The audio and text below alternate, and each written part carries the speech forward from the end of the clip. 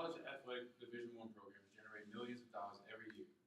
Since college athletes risk their body and make all the revenue possible, do they deserve a share of the money their university is making off them? And this leads me to the question, what exactly would happen if NCAA allowed college athletes to be paid? What a student athlete is. A student athlete is a participant in an organized competitive sport sponsored by the educational institution in which he or she is enrolled. Student athletes must typically balance the roles of being a full-time student and a full-time athlete. And I know I have my fair share of full-time students and full-time athletes in here as myself. And I know that would you guys want to be paid for what you guys do here at Del Valle University, or you're fine with how you're going about every day? I want to get paid. Make money. Yeah, it depends on the type of payment, but definitely payment is needed. Cash. I like money. Who's your captain? Also scholarship. Yeah, scholarships. Scholarships. Well, due to the educational institutions being colleges, they offer athletic scholarships in various sports. Many student athletes are compensated with scholarships to attend these institutions, but these scholarships are not mandatory to be considered a student athlete.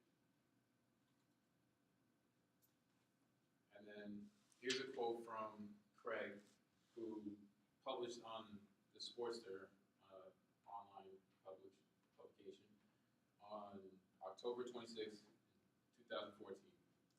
Players who stay in college for 4 years might sacrifice a year or two earning potential in the NFL in order to stay in school long enough to earn a degree. There is no guarantee that the player can improve his draft status or, even more importantly, avoid injury while playing more years of college ball. Are we still naive enough to think that most college football players are in it for the degree? Now, what a scholarship does, it pays for on-campus meals, housing, books, travel for the athletes to go across country, play games and whatnot. On-campus activities like if the school's holding like bingo night or whatever, all that, if they want to attend that, everything's paid for. Any prizes they get out of it is paid for. And most importantly, the tuition.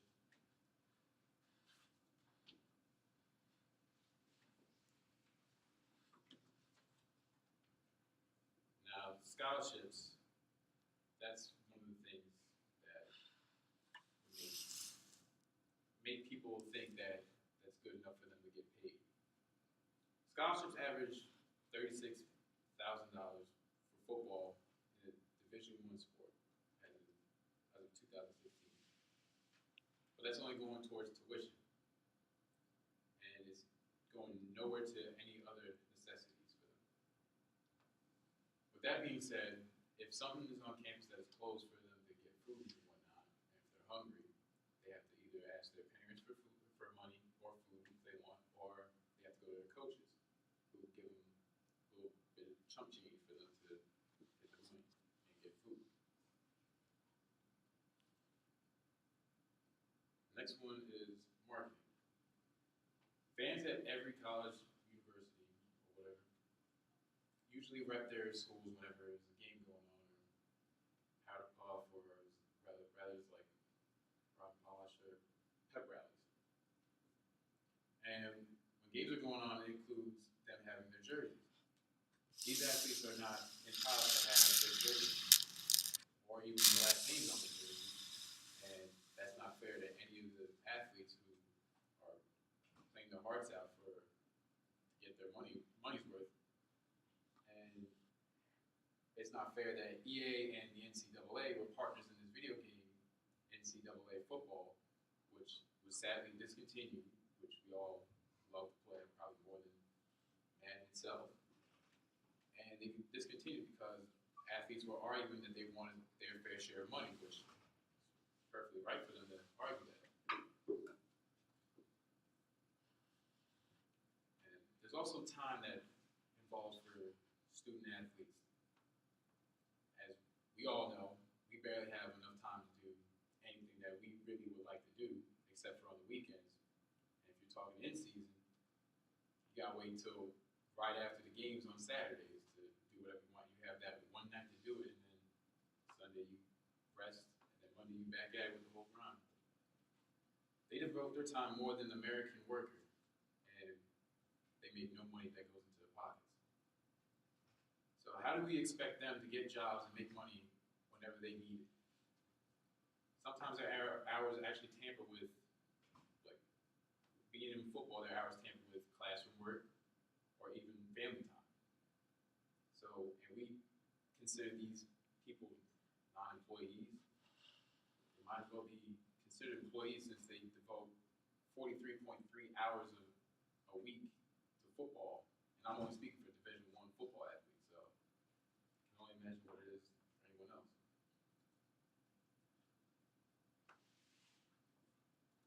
And then there's consequences.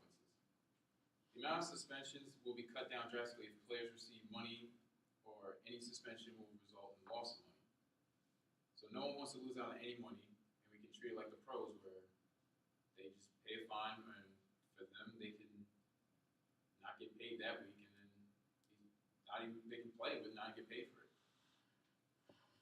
But there's also corruption that will be completely gone from athletics. And what I mean by corruption is athletes selling any goods like jerseys, rings that they get, jackets, etc. And it's more of a direct punishment to the players than the whole school itself. And now I'm going to talk about the refutes for getting athletes paid. The NCAA believes giving out full rides is enough for any student athlete across the country. They said all they need is tuition to be paid for, and everything else will fall in place for them on campus wise. They don't think outside the box with it, where they need food when stuff is closed. People eat at later hours than when everything is closed. As we go at 12 o'clock in the morning, we're still hungry and there's barely anything in there. We've got a result of going out when everything else is closed.